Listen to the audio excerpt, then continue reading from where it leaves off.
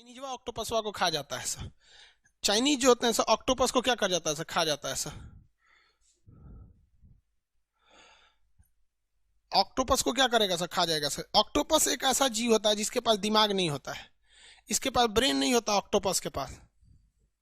ये देखे होंगे इसे, इसके पास ब्रेन नहीं होता। ये किसी भी जीव को पकड़ लेता है और खा जाता है अंदर से। पकड़ेगा यहाँ से, चारों पर से पकड़ लेगा, अंदर से खा जाएगा किसी को चीज पकड़ के। अंदर जो स्कूबा डाइविंग वाले होते हैं सब ना, वो शार्क से नहीं डरते हैं सब, लेकिन इससे डरते हैं सब। रीजन क्या है, शार्क मछली उसी को खाती है जिसे लगता है कि नहीं ये खाने लायक चीज है, वो सुगंध देखती है।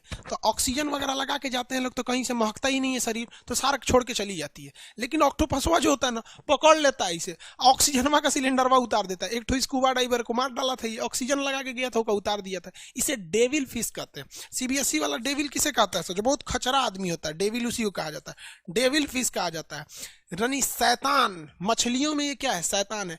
और इसकी एक सबसे बड़ी खासियत है, अपने शरीर को एकदम छोटा कर सकता है। इतने छोटे से सुराख में से ये पूरा का पूरा शरीर बाहर निकाल सकता है। ये आपका क्या ऑक्टोपस।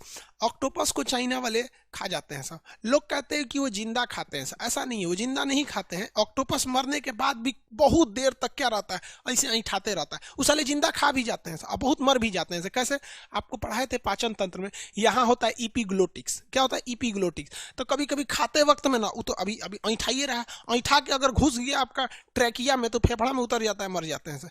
लेकिन साले खाएंगे जरूर, और लड़कियां सब खा जाती है सर, ऐसे करके खा जाती है सर। समझ में आ गया कि नहीं, अजब होती है सब वहां पे जैसा। ये हमको लोग तो कोई खैनी खा लेता है, गुटखा खा लेता है, तो कितना घिन लगता है गुटखा खिले। सोचो यार, अगर पता चल जाएगी ऑक्टोपस खिले कि बिच्छी खाया है, कितना अजीब लगेगा यार, कौन सी खा के आया है। तो ऑक्टोपस समझ में आ गया, ये किस में आएगा सब, समझ में आ गया कि नहीं आ गया, किसी को कोई दिक्कत है। आलू क्या हो जाता है, काला हो जाता है। आलू काला हो जाता है, हरा क्यों होता है, तो उसको सोलेनिन के कारण हरा होता है। आलू आप खरीदते हैं ना, देखते हैं क्या हो जाता है, काला हो जाता है। तो घर की महिलाएं क्या करती है, काटती है, देखती है काला हो गया है, कौन कोना काला हुआ है, तो वो कोनवा को काट के फेंक देती है कि उधर ऑक्सीजन की कमी थी, तो सब्जी बनिए जाएगा। कभी कभी बिचवा में काला हो जाता है, तो उसको काट काट के निकालते हैं सर। और अगर आप बिहार में हैं, तो बिहार में जो फोचका खाता है, गुपचुप, पानी पूरी, उसमें बिहार में ना आलू फोड़ देता है, आलू का चोखा भरता है सब। बाकी जगह पे छोला भरा जाता है, वहाँ चोखा भर देता है। और आलू छीलेगा आपके सामने, और भाई दी आलू काला है ना, तो देखेगा कोई कोई देख नहीं ना रहा है, अगर कोई नहीं देखेगा तो उसी में फोड़ देगा, कहीं बीमारी वाला खो, ऑक्सीजन की कमी था, फोड़ देगा उसी में, और उसी में काच देता है, इसे ले ले भर के खिया देगा, ला खा लो, जाओ यहाँ बीमारी लेके जाओ। इसे ध्यान दीजिएगा, वहां तुरंत फोड़ देगा, अगर ध्यान नहीं दीजिएगा तो, ध्यान देंगे तो नोच के उसमें से फेंक देगा इसे। तन सा काला हो गया था, कहेंगे क्या फेंक, अरे चटा गया था तो काला हो गया। अरे चटाया थोड़ी, ऑक्सीजन की कमी से हुआ है। किसकी कमी से हुआ है, ऑक्सीजन की कमी से हो गया।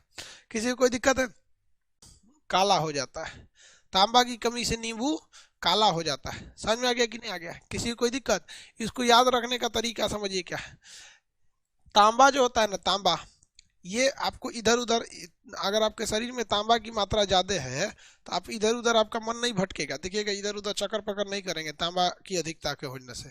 शरीर में अगर तांबा ज्यादा है तो, इसलिए साधु संत को देखिएगा तांबे के बर्तन में पानी पीते हैं, तांबा के बर्तन में खाना खाएंगे सर, ताकि उनके शरीर में तांबा की मात्रा बढ़े और इधर उधर ज्यादा चक्कर पकड़ नहीं करे सर। न तो इधर उधर चक्कर पकड़ करेगा तो बाबा रामदेव ही हो जाएंगे, आसाराम हो जाएगा। नींबू की मात्रा भी शरीर में ज्यादा रहेगी तो आपको भी ज्यादा चक्कर पकड़ करने की जरूरत नहीं पड़ती है, नींबू भी मात्रा को कंट्रोल कर देता है। तो दोनों एक ही टाइप के होंगे सर, याद रखिए। यहाँ पे उत्सर्जन की क्रिया कहा जाता है, क्या कहा जाता है, वाष्प उत्सर्जन, एवापोरेशन की क्रिया कहते हैं। हम आपसे कहेंगे वाष्प उत्सर्जन की क्रिया कैसी है, तो इसमें जल की हानि हो जाती है, अतः यह जल हानि की क्रिया है, जल हानि की क्रिया है। बरसात में हो कोई दिक्कत नहीं, ठंडी में हो कोई दिक्कत नहीं, लेकिन यार अगर गर्मी के दिन में पानी उड़ा दिया तो दिक्कत हो जाएगी। एगो तो पानी मिलता नहीं है और उसमें से उड़ा दिया तब, इसीलिए गर्मी में क्या आ जाता है, पतझड़ आ जाता है। गर्मी में पतझड़, पतझड़, पतझड़। पेड़ पौधे कितने होशियार हैं सब, जानते हैं कि ये पत्ती जो है वाष्प उत्सर्जन करके पानी उड़ा देगा, वाष्प उत्सर्जन करके पानी उड़ा देगा। उससे अच्छा इसी को गिरा दो, क्या करो, पत्ती को गिरा दो, तो गर्मी के दिन में यानी अप्रैल मई के महीने में एक मौसम आता है जिसे लोग कहते हैं पतझड़ का मौसम। क्या होता है? पतझड़ का मौसम। इस बार पतझड़ का मौसम तो लॉकडाउन ने मार दिया, पता ही नहीं चला कब पतझड़ खत्म हो गया, क्योंकि अप्रैल और मई दो ऐसे महीने थे जिसमें जो पिटाई हुई थी लोगों की जिसका कोई हद नहीं। लोगों के लिए पतझड़ आ गया था। तो इसे हम बताइए, वाष्प उत्सर्जन की क्रिया में जल का लाभ होता है या जल की हानि होती है? तो जल की हानि होती है। वाष्प उत्सर्जन कौन करता है?